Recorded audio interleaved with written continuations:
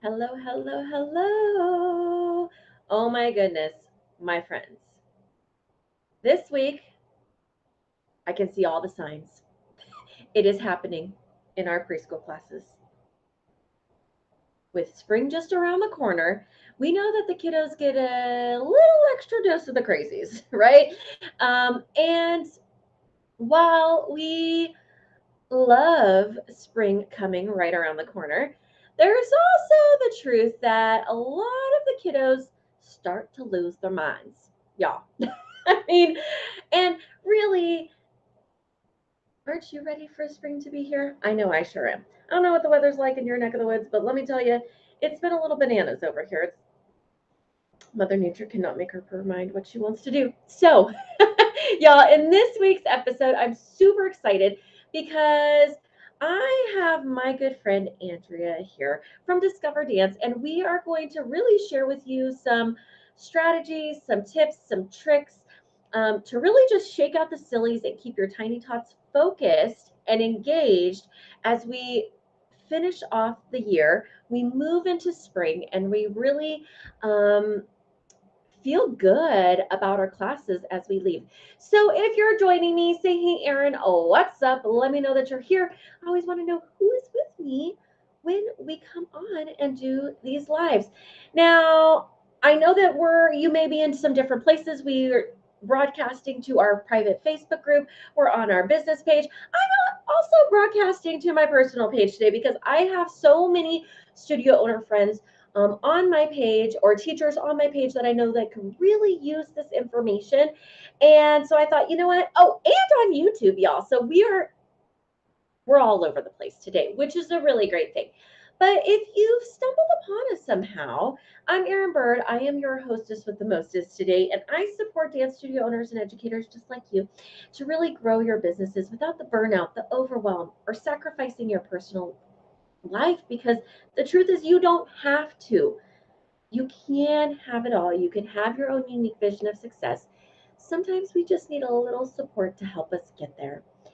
And my friends, if you want a copy of today's show notes, drop the word Tiny Tots below, and we will make sure to get you a copy of today's show notes.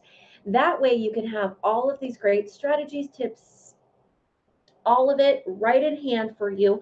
So then that way you can go back to them, refer it, share it with your staff, whatever you need to do. We want to make sure that you get this information because it will make your life so much easier.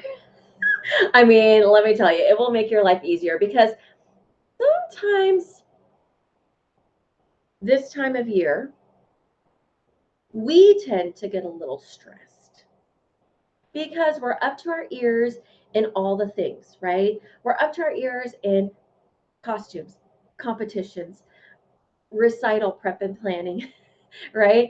This time of year, like we start inching into March, and all of a sudden we feel like, ooh.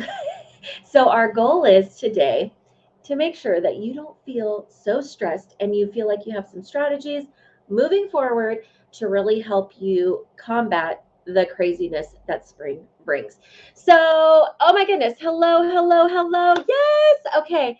Super excited for this one. We love Discover Dance. Yes. Oh, my goodness. I have to bring Miss Andrea in. But let me tell you, I just love it. Two of your favorite dance educators, best way to start the day.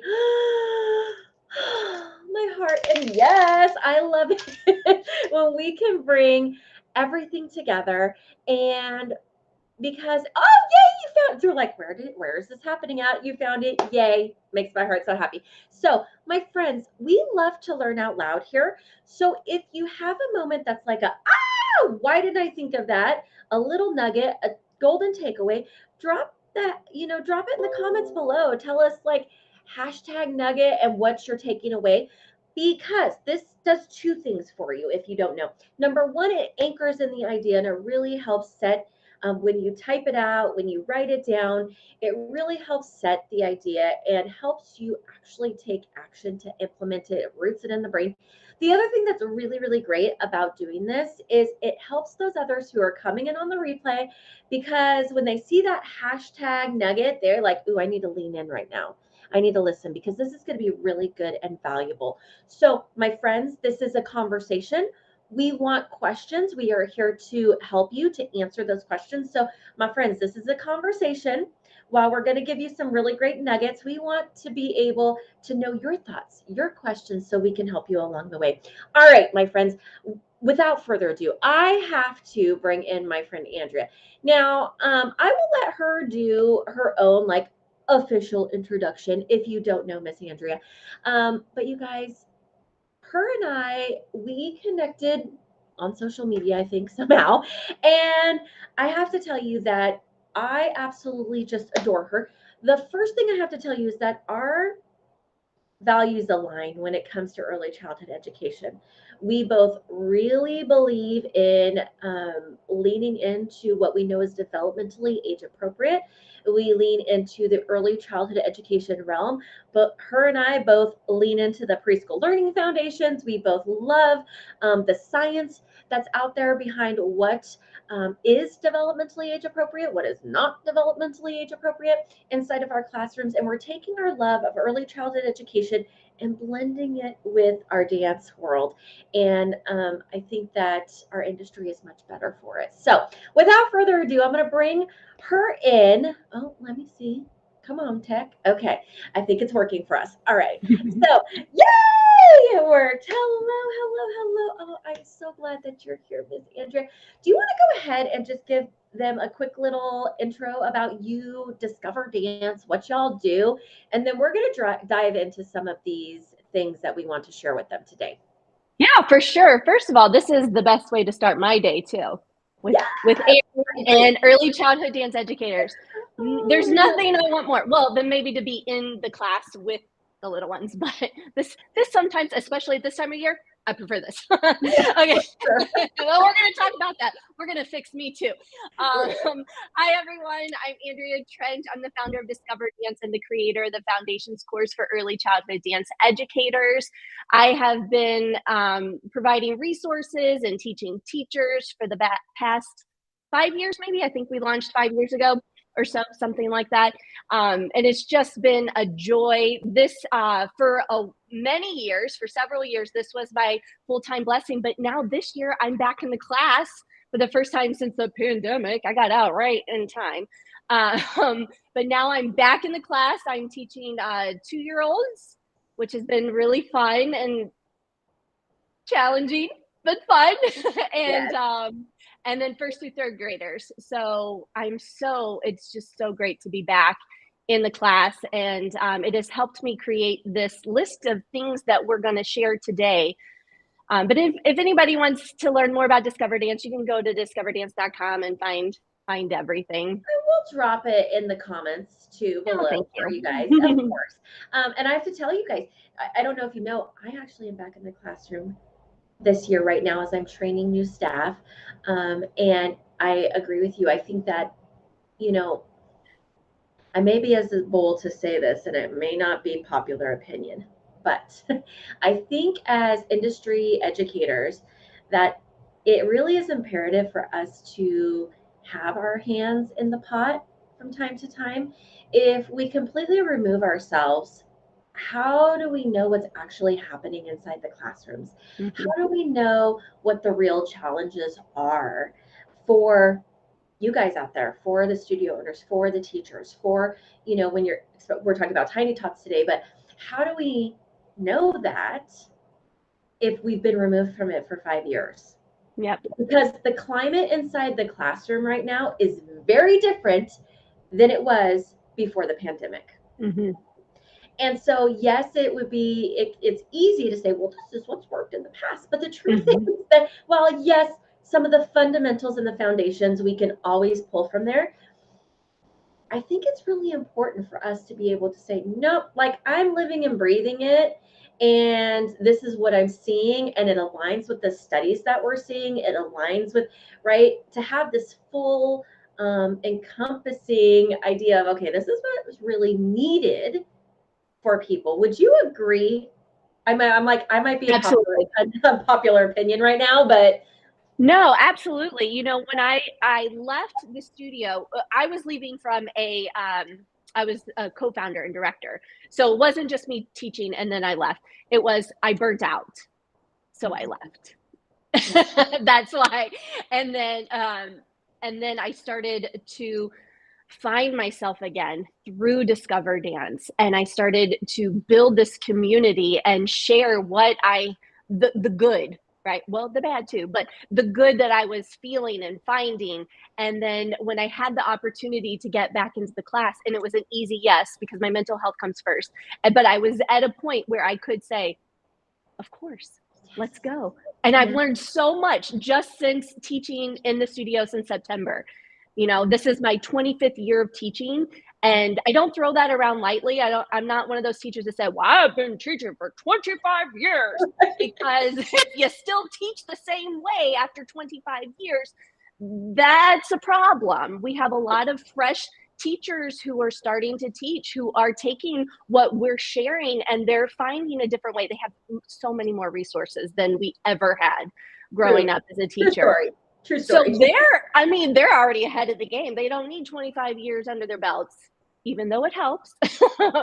I'm to the point now where I feel like I'm an old lady teacher and I'm just like, whatever. Like, things that I would never let fly back in the day, I'm like, that sounds good. Let's do it. Okay, so I have to tell you, like I mentioned before, I'm training some new teachers this year, and I'm thinking to myself, I'm like, I actually audibly said, I'm like, oh, you could be my child, and I was like, oh, that made me feel really old, because I had to stop it. Because I said something like, well, I've been teaching for 25 years, and I'm like, oh, you're 21 years old. No. I had that moment. And so anywho, when I was training her, some things were happening in one particular class, and she's like, well, how do we fix this? And I said, well, there's balance. What hill do you want to die on? And actually, this kind of can be a segue for us into this conversation about some of the things that we could do inside of our classrooms to really tame the crazies. And can we start with, I hope that you don't mind, because we talked about a few different things that we want to talk about today. Sure did. But I want to say, before everything else, y'all, if things are seeming like chaos, if things are seeming like these kids don't listen, I create this amazing lesson plan, but really, like, you need to check yourself. Right? That's one of my notes. Check yourself first. Are you grumpy today? Me? Because, yes, I am grumpy. Yes. Or like, do I want to die on this hill? Right? And so a perfect example is yesterday in class, we were having an obstacle course, and some kids were, not waiting their turn on their spot, or they were waiting their turn, but there was a lot of movement and touching happening. And we're going to talk about that, my friends. But I said, in this particular moment, do you want to die on that hill? Do you want to stop class because they're not sitting perfectly still? Or do we want to just keep things going? And so we need to check ourselves and our expectations sometimes, I think, and how we expect things to go. Because let me know in the comments below, my friends, how many times do you feel like if things don't go perfectly, parents are going to be upset, or they're going to pull their kids, or right? I want to know, like, I want to take a little pulse of the group watching today. How many times do you feel like you're, like, especially in tiny tot classes, for some reason, we feel like we are performing. And if everything is not perfect, then it means we're not a good teacher, that parents are going to judge us. I want to know, because I'm the first to tell you that there's been many times I'm like, oh my gosh. Yeah. They're probably going to think, what is this lady doing? Right? Yeah. And so for sure, it happens. It doesn't matter if you've been teaching for a year, 10 years, 25 years. We still sometimes feel like we are always putting on a show.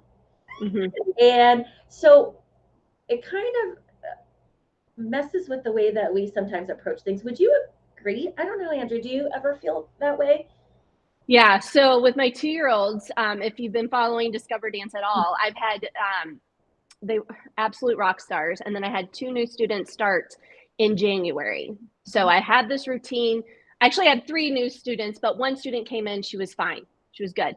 The other 2, man, I have pulled out every single trick and every single thing that I have ever heard of, and nothing is working. And finally, I would have never done this back in the day. Finally, I was like, all right, which is one of my next notes, is to lean into it. What's happening here? This little girl, she's not making eye contact yet, which is interesting. There's definitely something else going on, but in my 30-minute class, what can I do, right? So I got to the point where I was like, okay, Mom, come on in. I never invite parents in, never, ever, ever. And I was like, come on in. I'm like, this craziness needs a little bit of help. I'm not calling her crazy. I'm calling what happens to the environment when there is some 1 or 2 children off track. So the mom has been in the class the whole time. The dad has come a couple of times because all she does is run and run and run. But then Monday is my class. We got the parachute out. And that was like, oh, that caught her attention. So we brought it over and she kept saying, I want to go under. And I was like, okay, let's go under. That's not what we had planned. We went under the parachute. Picture it, 10 2-year-olds all under the parachute, all focused and engaged. And I did the activity under the parachute. And it worked, and they were engaged. Yes. She was sad when we had to say goodbye to the parachute, but I leaned into that moment. We could do everything that we were supposed to do that was laid out in my lesson plan so beautifully with the parachute, but we went under the parachute and we just we were exploring the concept of speed. So we just hit the parachute instead of shaking it fast and slow. We hit the parachute fast and made it move slow, and it worked.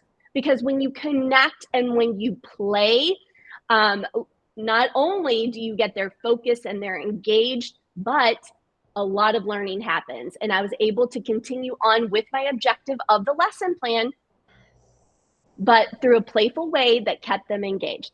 And then once I took it away, she started running around again. But that's, that's another live baby.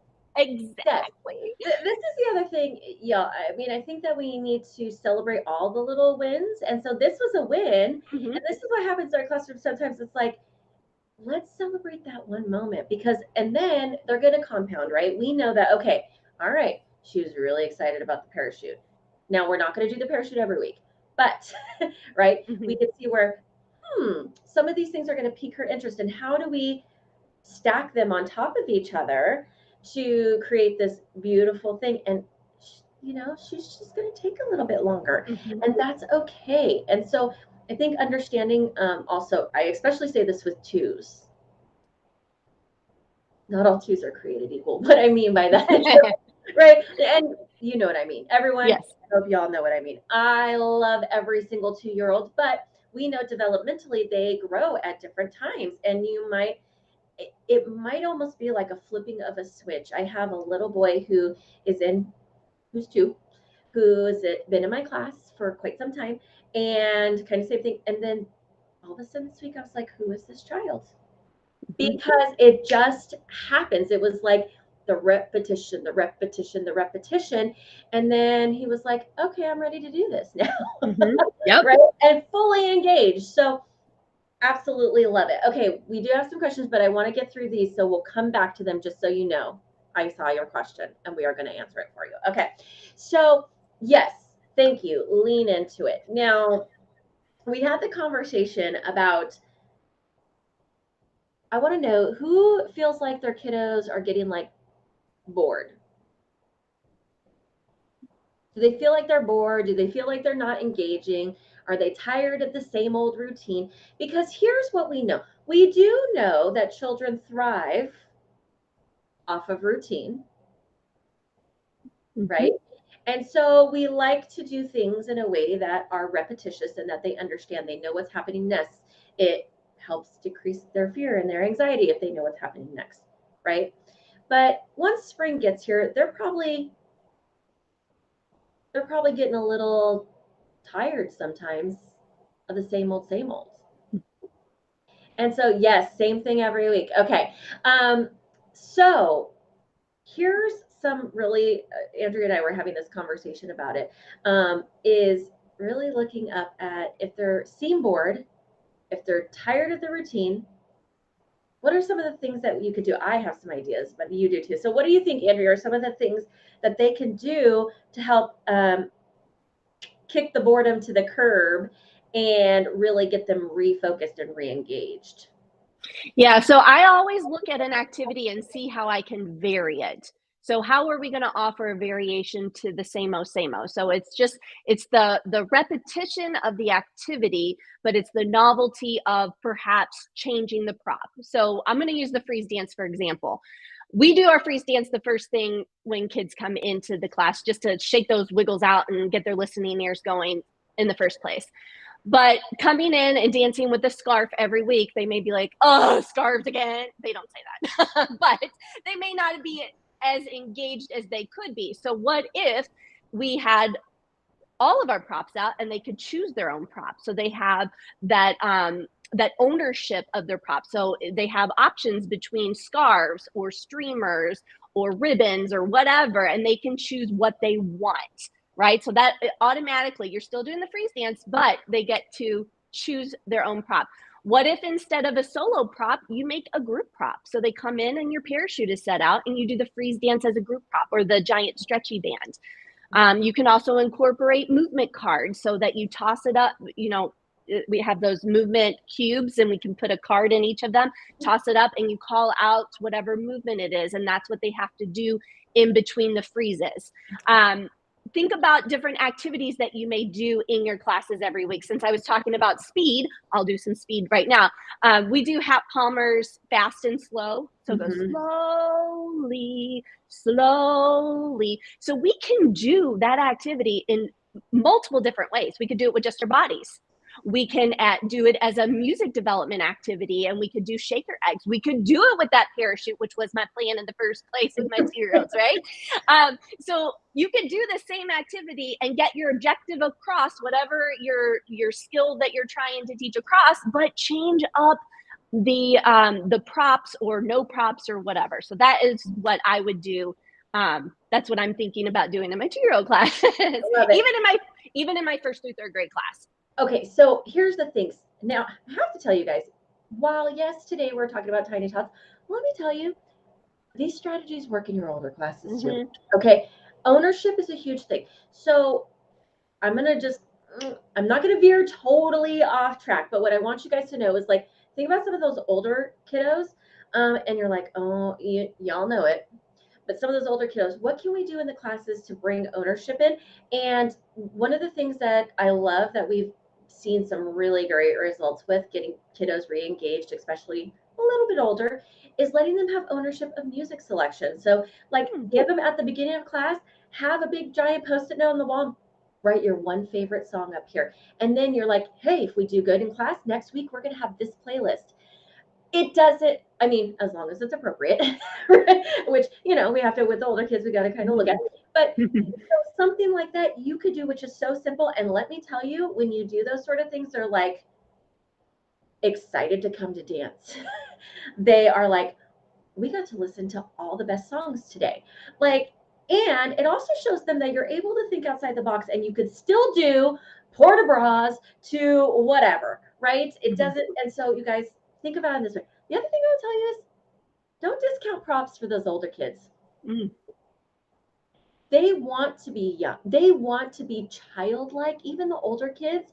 And even though sometimes you feel like, oh, they're too old for that, or they might think like, oh, I'm so cool. No, they want to be kids. They do. And so when you give them that opportunity to veer from the normal, to have variation, to bring the scarves into your older classes, see what they do. Bring the egg shakers, right? So this is rhythm sticks. Yes, this is applicable to our older classes too. I want you guys to know. So even though we love the tiny tots here, I want you to know, #nugget right here. You can use this stuff in your older classes. Yeah, I have one more for the older classes too, because I see it all the time. They're chatty. Oh my gosh, they're so chatty. I love to give them something to talk about. If they're going to talk, let's talk. So I'll pair them off into partners. I'll have them do peer activities. One of the things that we've been working on that includes props is our flat backs. So I bring in red solo cups, and I have one dancer do a flat back, and the other dancer has to like balance it and make sure that they really are flat and not curvy. So I do it, especially in a moment where they're super chatty. They're still getting their flat back. In fact, they're probably learning even more because they're teaching their peer, which is one of the, it's proven that is how we learn best, is by teaching. So yeah, so definitely add those props in for sure. 100%. The other thing, my friends, is so talking about variation, and again, I know I love it. One of the comments was, OMG, so simple, easy fix. Why didn't I not think of this? Right? So I get it. And this is why we're here, because sometimes it seems like you hear it and you're like, why didn't I think of that? Right? But that's why we're here, because it can be so simple. It doesn't have to be super stressful. One of the other things that I love to do, and the kids love it, is we're going to have backwards day. So if they're used to a certain routine, we're like, we're going to do it backwards. We're going to start with the game. Then we're going to do, across the floor. Then we'll work on our dance. Then, right? And working it backwards is, for them, they know the routine. So they know what to expect. They're just like, oh, this is different. Same thing. You're still going to get your point across, right? It's just in a different way. And it's varying things up. And my goodness, my friends, if something is not working, don't try to force a square peg in a round hole. Yeah. Right? If it is not working, abandon it. Move on to the next thing. Look and see what they're excited about. Well, pull those sort of things out. Because I also think, as a younger teacher, I was so like, oh, my lesson plan has to be this week, this certain way, right? And really, it didn't. It was my expectations of how I wanted to be. When really I'm like, ooh, I thought that was going to be fun. It didn't work out so well. I'm not doing that. Right? So be able to adapt and overcome, which I know is, someone says it's exhausting to feel like they're continuing adapting and overcoming. So we're going to talk about that. That's one of the questions, but let's dive into these other ones, because there's so much goodness here. So, okay. So varying things up, y'all. Don't be afraid to vary things up. Now, we had a little chat about recital. Right? Okay. So, my friends, recital's coming up. Do you find that your tiny tots are super excited about learning the choreography and working on it, or do you feel like it's a struggle? Now, right now, they might be excited about it, but April, May, are they super excited about it? Let me know. I want to know. While they're coming in, there is a quick question I think that we can answer, because the other one's going to be a little more in depth. But the question was, do you do peer work even with 3-year-olds, 3+, 3, 4, tiny tots? Do you do any peer work with them? Not with the 3-year-olds. I would probably start at 5, maybe, depending on what it is. I start partner work when they're 4. Now, 3-year-olds, they're kind of weird with holding hands and doing everything. So they'll work with me, like if we're side sliding across the floor. Yes. We'll do it. I'll hold their hands for the 3-year-olds. 4-year-olds, they can hold hands with each other. But when it gets to actually teaching or reviewing something, I probably wouldn't start until 5 or 6. But right now, I'm doing it in my 1st through 3rd grade classes, and it's fantastic. 100%. And I would agree with you. I say, I do start to try to teach them partnering, like holding hands. They do it with me first. Then, then, hey, do you want to try it with your buddy, with your partner? And I mean, hilarity ensues, but it is that good moment of, oh, okay. And you could see the wheels turning, of like, okay, how do I get my friend to do this? Right. And so I think that, there is something to say, but yes, I always start with, hey, we're going to start, you and I, beginning of the year, right? And we work up to it. And then towards spring, we're like, hey, do you want to try it with a buddy, right? Yeah. But the peer work and the teaching, it's hard. Now, what I will say, a way of kind of sneaking in a little bit of peer work is we do an activity, and it's kind of like, think about like the Soul Train, you know? Uh, okay, no. I'm like, oh. You were into it, Erin. Okay.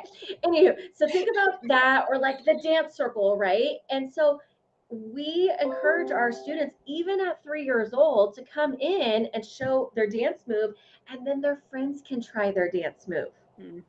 So it's a way of starting that. Hey, I'm going to teach you, you're going to watch me, and we're going to do it together.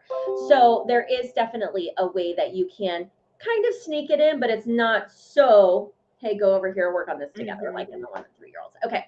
All right. So going back to recital real quick. So we know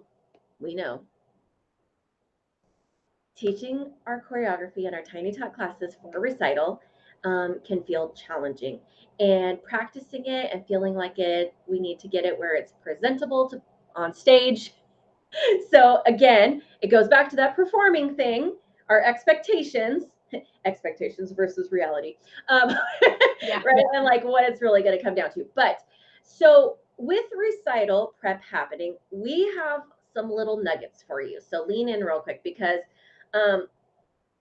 I see this happening a lot, and I think you do too, Andrea, where it feels like everyone's overwhelmed and burnt out by the time they get to recital. And it's almost like, and actually we've seen it, where a student will do the opposite to be defiant because they're over it. If you're burnt out, you're overwhelmed, you're over it, you're like, I'm not doing this, right?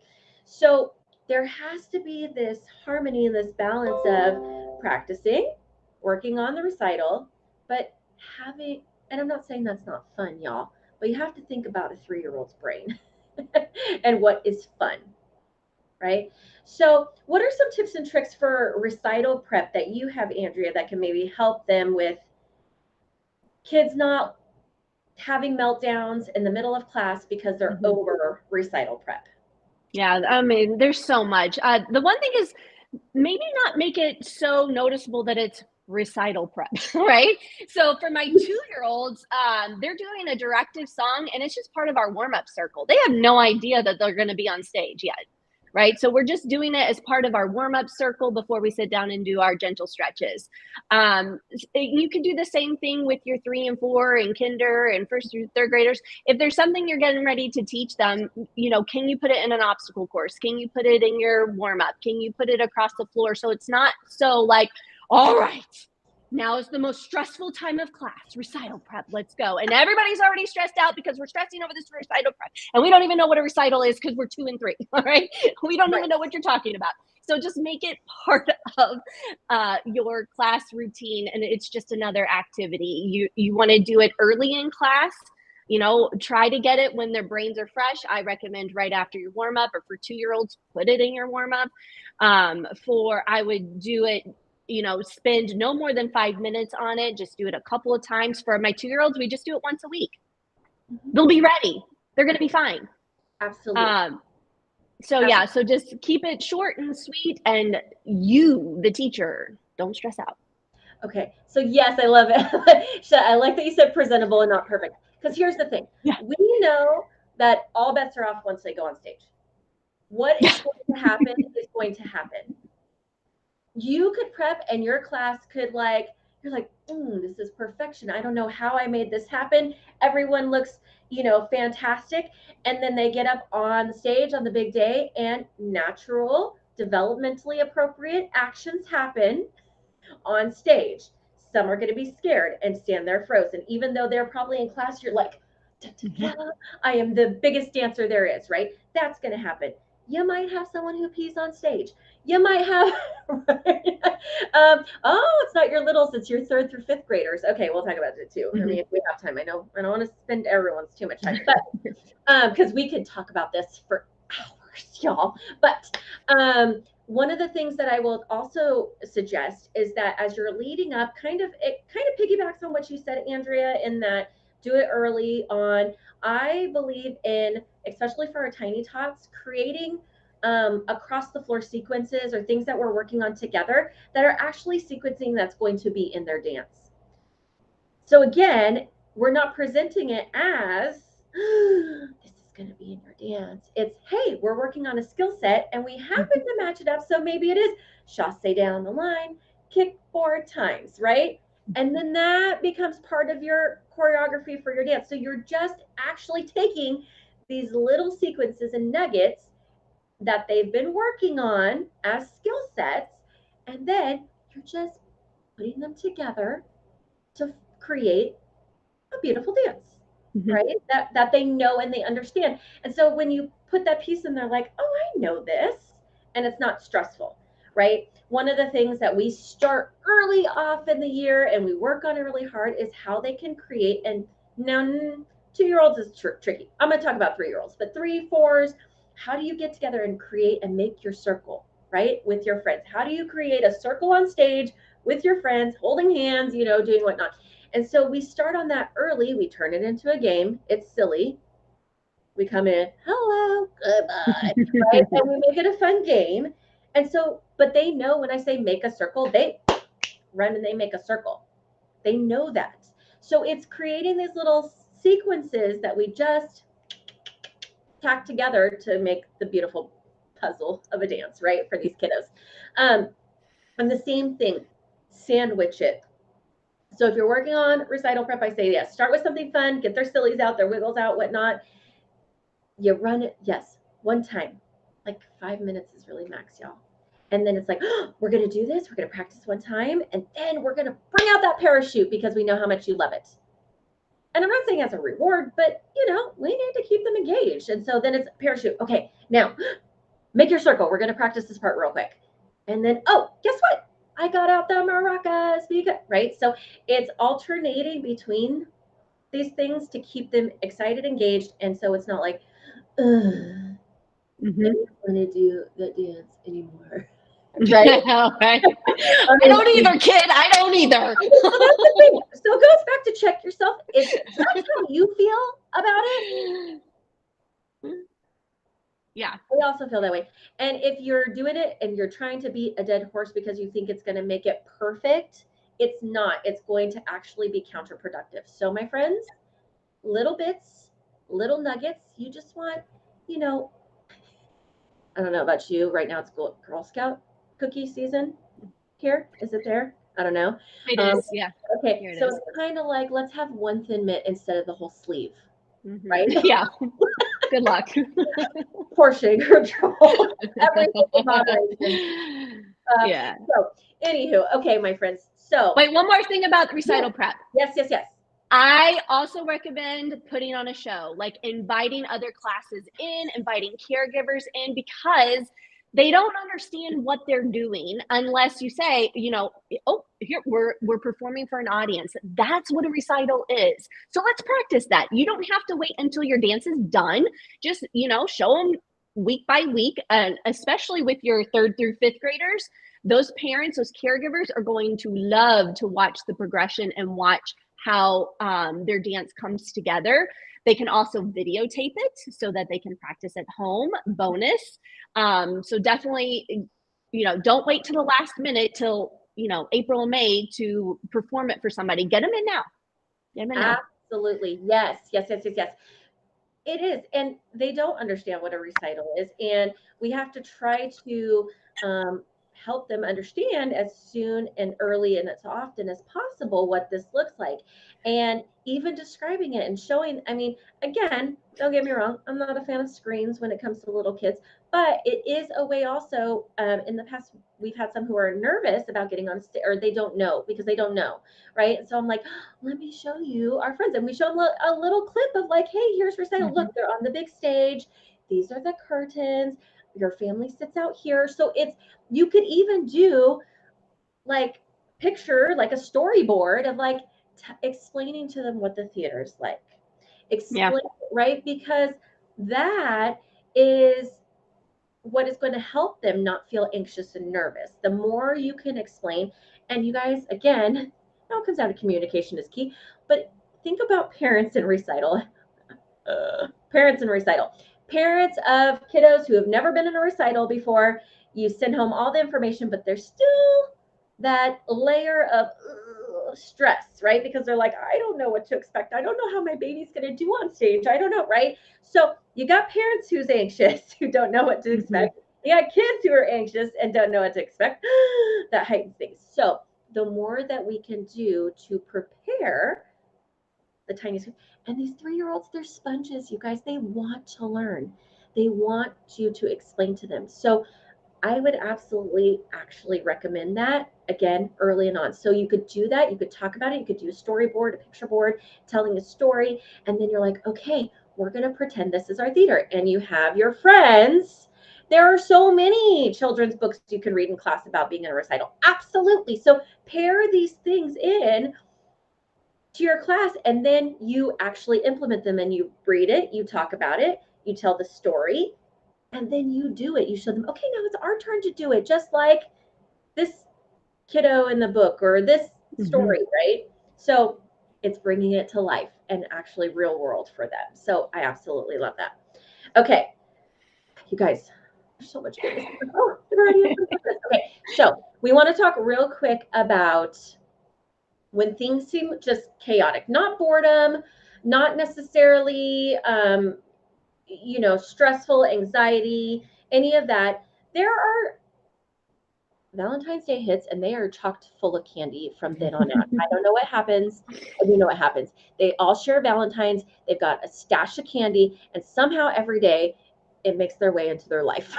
And then you have Girl Scout cookie season. Okay, no, but it makes their way to life. So there are going to be just days that seem like, oh my gosh, what is happening right now, really? Yeah. And so how do we become chaos coordinators? I always say like calming the crazy a little bit, right? Yes, you can lean into it, but there are some strategies that you and I both use to just bring down the tone a little bit. So what are some of the things that you do in your classroom to kind of just, we need to bring it down a notch, y'all? Yeah, so we always incorporate resting in our DiscoverDance classes, but sometimes, especially now when they're full on candy and it's still too cold to go out and move it all out, we sometimes we'll repeat it a couple of different times. So that it could include, just different breathing activities. You could do a brain dance. Some very easy breathing activities is just to have everyone sit down, have your fingers take a deep breath in, exhale. We call this finger breathing in. Exhale all the way until you have one hand done. If we're going back to speed after something that's very fast, and that's usually when they're like, ah, I'll have them find their heartbeat and they can feel how fast it is. I'm like, okay, we're going to take some deep breaths and it's going to slow it down. Let's try it. And we'll just at least 3 breaths, and that's all you need. I also have a calming song that I do with my 2-year-olds that is absolutely adorable. So we do this at the very end of class before I send them out to their parents, so they're not crazy monkeys going out to the lobby. But we sit down before we get our stickers, and we'll sing together. They sing it with me now because we do it every week in class. But it goes, we take a deep breath in. We take a deep breath out. We give ourselves a great big hug because they love that tactile. And we shake it all out. Then we get our stickers and goodbye. For your older dancers, even up through your 3rd, 4th, maybe even 5th graders, you can incorporate a moment of rest where you turn the lights off, put on some soft music, have everyone lay down, and with their permission, you can go around and I call it make them taller. But you just take their ankles and you give them a little shake in a pool, and then you hold their arms up and give them a little shake in a pool, and then you go behind their neck and you just give them a little shake in a pool, and it's just so nice. And for your preschoolers and kinders, they will actually, after I do them, they do me. So because I need it too. Yes. For sure. Just adding those moments of rest and breathing and just bringing it all in. Yes. I have a little kind of song, kind of same thing, where we'll sit and we'll talk about what it means for our body to be loud and what it means for our body to be quiet. And so we'll sit down and we'll start at the top. We'll say, my hair is nice and quiet. My face is nice and touching, right? The tactile. My face is nice and quiet. My arms are nice and quiet. My legs are nice and quiet. Like, and it literally just brings them down, talking about them being quiet. And then, what does it mean to be loud? Like, so we've gone back and forth, and I say, okay, we need to quiet our bodies. So they know we come down. They all sit there, nice crisscross applesauce, and they're like, okay, my hair is like, and we will go through. My fingers are quiet, and it really is, again, great for older kiddos too. But it's kind of helping them start to like look inward and what does it mean to calm our bodies without saying let's calm our bodies. Like we're going to quiet them, right? And so we go through and we do something similar. We also, I mean, there's a variation of it, but we play the sleeping game. So we will take and say, everyone will lay down and I sing and they all know it. And I'll say sleeping and they're all just laying there on the floor, nice and quiet. Now, sometimes someone likes to be a jokester and snores like daddy. We've heard it. But it's kind of the same thing. They're like, that would be me. Yeah, right? So sleeping, all my friends are sleeping, but when they woke up, they were and then they become the thing. So, and it might be where if we're focusing on slowing down, right? It might be, oh, they were a beautiful butterfly being soft. And, so we kind of move it through in that way. But yes, taking moments for breathing, taking moments to calm down. Yes, even in my preschool classes at daycares, preschool, I will hit one light and say, okay, we need to bring it down, right? And that is totally developmentally appropriate. All right, my friends. Woo! I feel like I have one more strategy. One more that's piggybacking off of you. Just one more, yes, real quick. Your volume. So it's so important. It's so important, especially for my first through third graders. If they're just chit-chatting about whatever, I automatically just go to a whisper and right? They're like, what is happening? It doesn't work for 2-year-olds. They could care less. But my first through third graders are like, huh? And they immediately quiet down because they're trying to figure out what I'm saying. So use your voice. Yes, I always say, like, you were given this. Use it to its full ability, right? Yeah. And that is, yes, I know we have our teacher voices, so a lot of times they can be a little extra. But yes, if you range it, if you change, like, I mean, I guess that's just me being me, but I'm like, hello, like just right, and then right, oh, and so use it, y'all, use it. Okay. So, my friends, I want to answer this question real quick. I want you guys to know that this is a conversation that we are willing to continue having. So, if you have questions that come up, drop them in the chat below. We will come back to it. If you come in on the replay and you have questions, drop them there. Andrea and I will be both, be coming back in. We can answer those questions for you, but we want to make sure that you feel like you've got the strategies, tips, and tricks that you need to really succeed inside those tiny talk classes. Okay, so there was a question. Hold on, I want to go up. Okay, so it goes back to the feeling tired. So she said her main issue is that I feel so tired when things don't go smoothly. Watching everything and reacting to things and adapting equals exhausted. So how do we combat that? And any tips on that you have for her, and then I'll chime in too. Yeah, I think managing our own expectations, because I feel this when my new 2-year-old started and she was running around the room, I spent the whole 30 minutes reacting. I was just reacting to her, and that's exhausting, and it did not feel good. So I knew that I had to change things up, which is why I invited the parent in so that they can handle it when I just can't, right?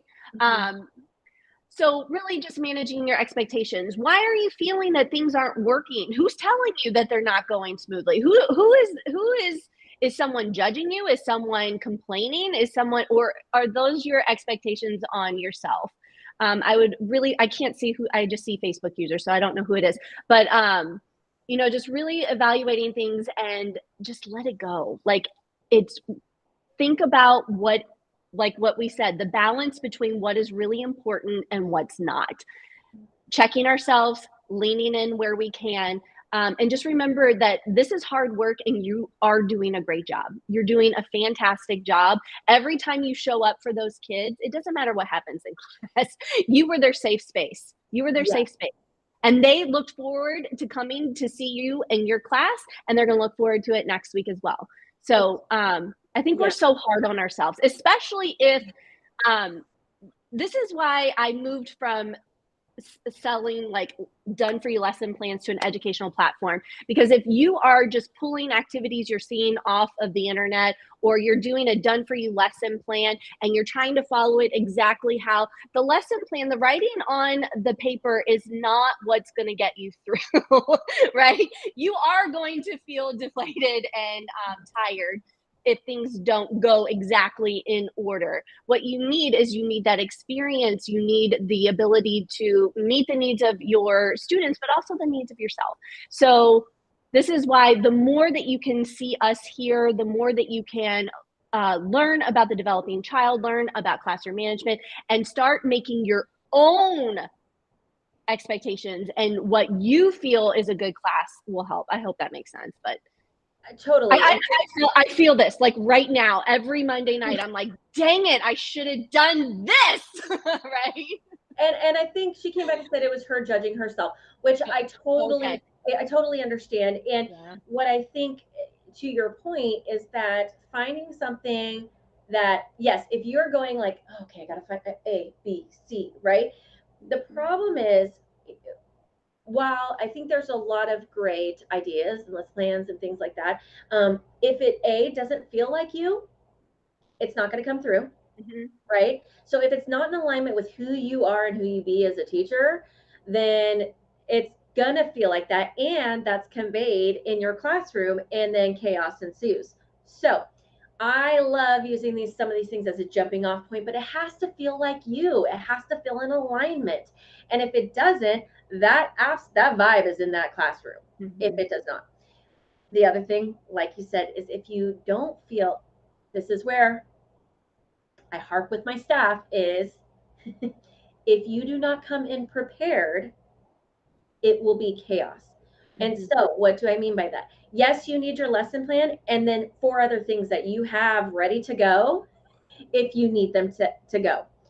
Also, being willing to adapt, right? And the other thing that I cannot stress enough is keep it moving along. And knowing if, okay, you already have a game plan in the back of your mind. Okay, I have a new 4-year-old that's starting, right? And she's a COVID baby in that she never has been exposed to other children, right? What am I going to do if she's a runner? This is what I'm going to do. I already have a game plan for it. I'm going to do XYZ, right? So it's not reactive. You are mitigating. Proactive. You're being proactive and knowing what's going to happen. And again, yes, having to help yourself not feel so judged, having those conversations with parents before and after class. Before class, hey, this is what may happen. This is developmentally appropriate. This is how we work through this, right? Having those conversations and showing that you are the authority in your classroom and you understand the needs of this age group. So having those conversations, being open and honest about those, I think is absolutely fantastic. Okay. Okay, real quick. I know, and then we have to go because we've been here way longer than we expected. No, I'm never leaving, Erin. I know. I'm like, some of my other appointments might have a problem. But, so one of the things was, what does leaning in mean? Okay, so for us, leaning in means really just leaning into what they need, like really like listening, stopping, harnessing, saying, okay, what is it that they really need right now? And being open to the idea of letting go of all the other preconceived notions of what your class was supposed to look like, what it needs to look like, and really leaning in to what they need in that moment, right? And when you have one kiddo who's having a meltdown, it could feel really hard to balance. How do you deal with that, leaning into them and what they need, and all the other kiddos that are in class? And so there are, again, we could probably do a whole nother show on this, but leaning into what is it listening like, and not just, audibly listening, but really looking, what do they need to feel better? Okay. Okay, you've never heard that phrase before. So yes, so leaning into what they really need, like, and when I say leaning, I'm like, So leaning into really what's happening, what's going on in this class right now, and what do I need to do to support them in this class? And so going back to what Andrea said, like with her class with the parachute, it was like, oh, that's what they needed. And they were able to go under, they were in their little cocoon, right? And they were able to execute the activity just in a different way. It wasn't what she originally had planned, but it's her leaning in and saying, ooh, this is what they actually need right now. And magic happened underneath that parachute because we were able to still get the concept across just in a different way. So I hope that was helpful for you. Okay. Oh my goodness, Andrea, thank you so much for coming on. My friends, I want you guys to drop your biggest nuggets below. I will come back in, we'll come back in and add in information for Discover Dance, how you can connect with Andrea. Also, my friends, we went super long today. I apologize. But, oh my goodness.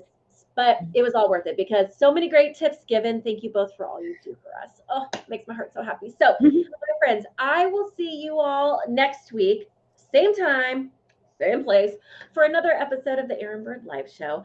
And don't forget, we do have some things coming up. So if you need some additional support, drop below support and we will chat about what it is that your goals are and how we can make them come to life for you. So I'm going to leave you there. I hope you all have a fantastic week and I will see you all very, very soon. Bye, my friends. Bye. Bye.